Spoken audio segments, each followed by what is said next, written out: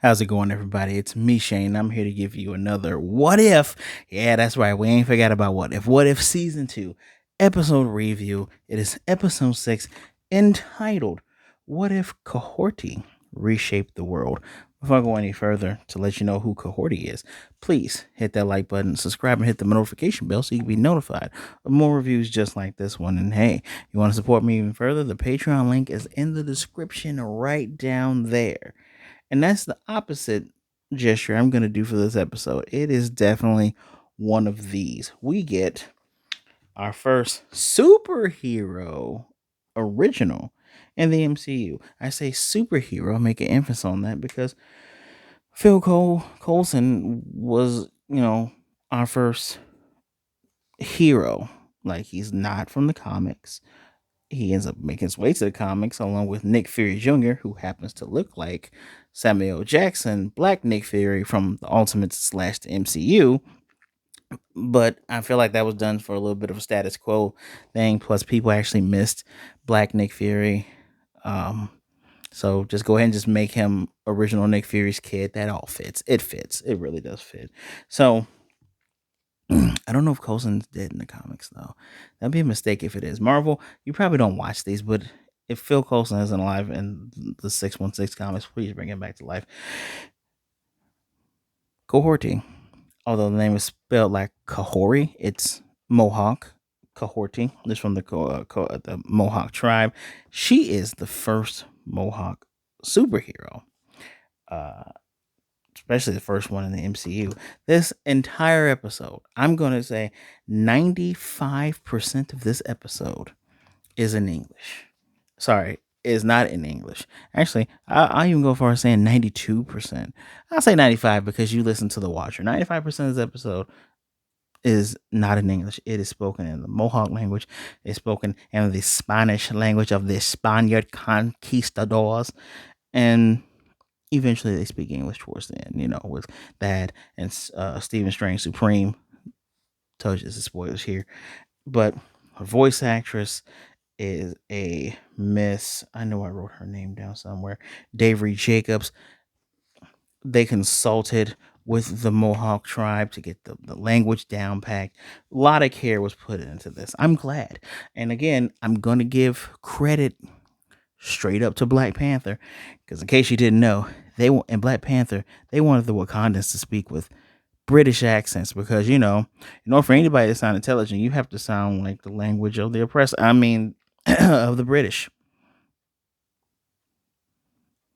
who some of the people don't have good teeth. But yes, apparently that was a thing. So I feel like Black Panther walked so that stuff like Shang-Chi and this episode here could run and you could just immerse yourself in these other cultures, especially just I'm I love this episode because of how different it is, because of what they were trying to teach, and it tells a story. It's like, hey, here's a little bit of the comic, the MCU part, right? Odin doesn't get a chance to put the Tesseract on Earth, which is how Red Skull was able to get it, because oh no, Surtur starts Ragnarok early. Everyone dies. He shatters. The cube comes down to Earth, it shatters, and it's in, I don't want to say ancient times, but early times, right? And now there's this lake called the Lake of Death, but it's not really a Lake of Death. It was made that way because anyone that went inside disappeared. And there was actually a dummy lake above the actual lake, which is glowing blue. And it leads to the Skyland. I actually don't know where this Skyland is. It just transports because the shards of the Tesseract are blown on this other side of this place, makes a portal, and they are in this other realm where I guess when the Tesseract landed, it took all of this stuff with it. Civil wars between native people, probably a lot of Mohawks fought for that lake, but it was too much. It was deemed a curse. It was deemed, death if you came there. Uh, but this episode's I don't want to say it's bravely takes on a topic. I mean, we see it in Pocahontas, although Pocahontas literally falls in love with one of the guys. So In this one, it takes on the whole hey, these conquistadors come, they're looking for the Fountain of Youth. The Tale of the Fountain of Youth, they're looking for this thing. The invaders come, Cohorty gets sucked in through the lake. Bob's your uncle. Apparently, people over there get special powers because the essence of the cube is in everything. It's in the animals, even changing the animals. Like there's these giant rock gem bisons. I thought they were fruit bisons, but there's rock gem bisons. Um, it's in the soils and the water. So just them living there gives them abilities like they can use telekinesis and energy projection. They can make use their powers to help make fire, jump higher, run faster. All around superhero stuff. Cohorty is I don't call her vengeance personified for these people, right? But she kind of is because they have fallen through, and a lot of them have been there for hundreds of years, but they know peace. She wants to get back because of the invaders and because she's worried about her brother.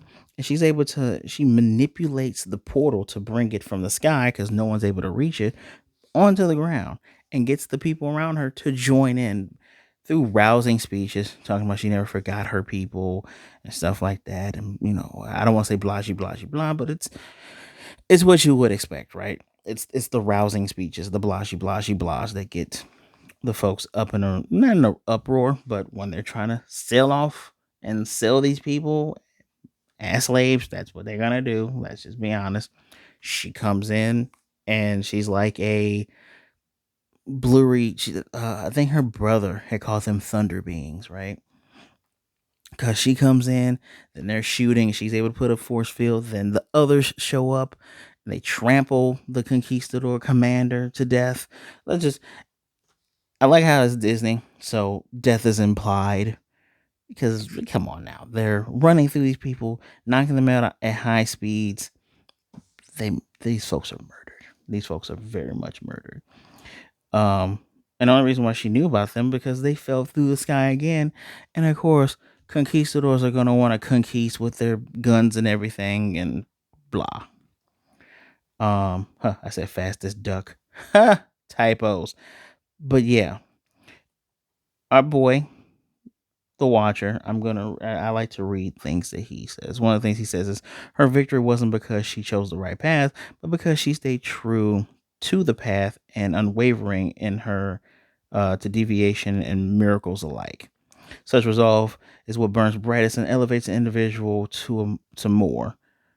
And why heroes seldom stop after a first victory, which she didn't. They went to Spain, and in Spain they're like, "Oh, we lost the new world." And this is when we're speaking English now, right? They come through a portal. I don't know why they speak English all of a sudden to tell the queen that, "Yo, you're not gonna take over any more lands. May world peace." In this timeline universe, they all made peace because they stopped the Spaniards from expanding and taking over, which stopped, a punk ass person named Christopher Columbus who can EAD. So yeah, even though the queen is steadily talking trash, talking about like the magic doesn't scare her, is Cohorty's just literally showing her how weak she is. Like, yeah, we're here to make peace.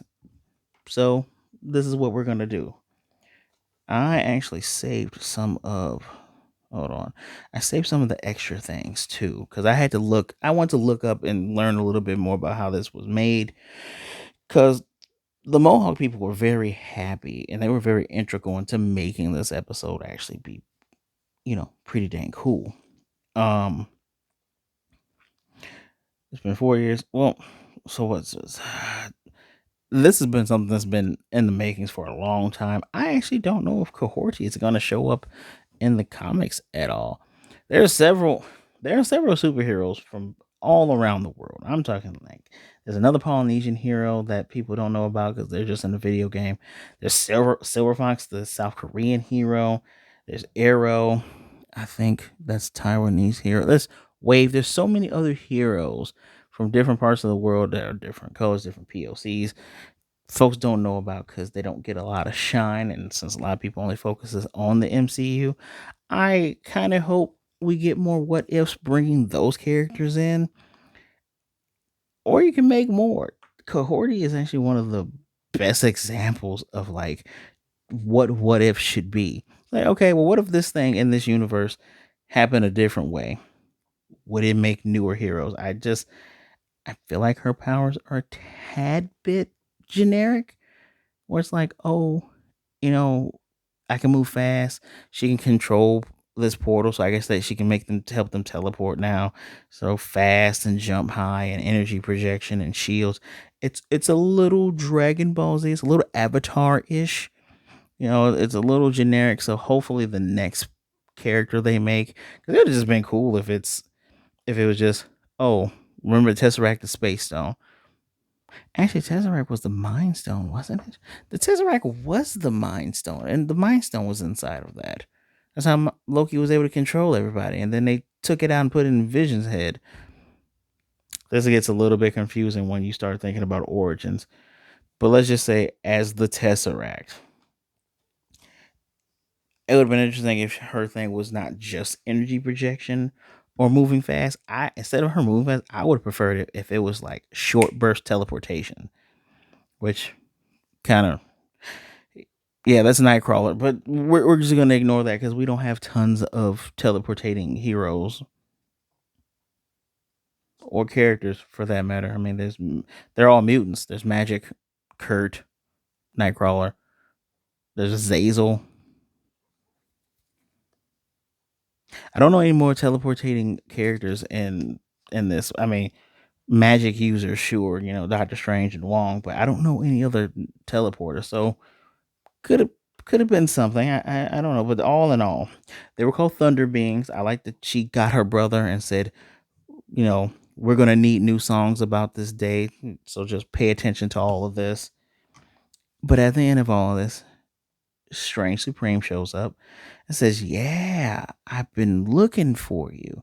You achieve world peace very fast. Well, I need you to come with me, and it's definitely going to be involved with the finale of this season, which I definitely need to get through before Demon Slayer comes out. But yes, that was a moment that made me go ooh. So I'm looking forward to the rest of this. Learning more about Kahhori. Her name means she stirs the forest. She's in the Wolf Clan, and apparently, I think her voice actress might be from Wolf Clan as well. She's just thinking about she remarked on this article that I will put in the description below, what her grandmother would have thought of all of this, which, it's nice for people to see each other. Yeah, it just to be able to see themselves, it's nice. It's nice, especially when you see your culture represented so well, being so authentic. So bravo for this. This episode definitely gets a 5 out of 5 from me, especially since we're adding up to we made a new hero that's not boring, that her conviction, and let's just. I feel like this is not said, but a lot of the MCU characters actually do kill. Like Iron Man kills. Look back in Iron Man 3. He has a body count. So this is definitely one of those characters that was forged through. I need to get this done, and we're not going to spare these invaders who literally burned our village, are trying to enslave our people. So fairly interesting. I hope though in the MCU we get more characters like a Spider-Man character that goes, I'm not going to kill, or like a Black Panther that goes, you know what, bloodshed is what you want. I'm not going to give it to you, so I'm not going to kill you. I need to see more examples of heroes going that extra step, saying I'm not going to do it. But in this literal instance, I'm okay with it. I'm 125% okay with how she chose to handle the conquistadors. 5 out of 5 from me. Let me know what you think of the episode in the comment section below. Definitely just fun. It's just so much fun. So let me know what you think in the comment section below. Please don't forget to hit the like button, subscribe, and hit the notification bell so you can be notified of more reviews just like this. This is episode 6. I only got 3 more to do. I'm probably going to try to hit you up with another one probably this week. We got to get rolling because I got other stuff I got to bring back in as well. Still got to do Echo. Thank goodness Echo's only 5 episodes. Please be good, be blessed, wash those hands, stay safe out there, be good to yourselves, be good to others. That's the way it goes. Please don't be a jerk, jerk. Make sure you drink some water. All right. And remember that people out there care about you. If you're feeling down, if you feeling like you're alone, realize that you're not. Reach out to someone. People care about you, and there are people that rather, you know, speak to you and talk to you today than to miss you and mourn you tomorrow. All right? All right. Remember, and my social media is in the description below. Follow me, send me a message, say hi, don't be a jerk, and everything will be good. Well, until next time, true believers. I can't wait to see what's gonna happen. I think it's 1602 is the next episode. So let's see what's going on there. Excelsior.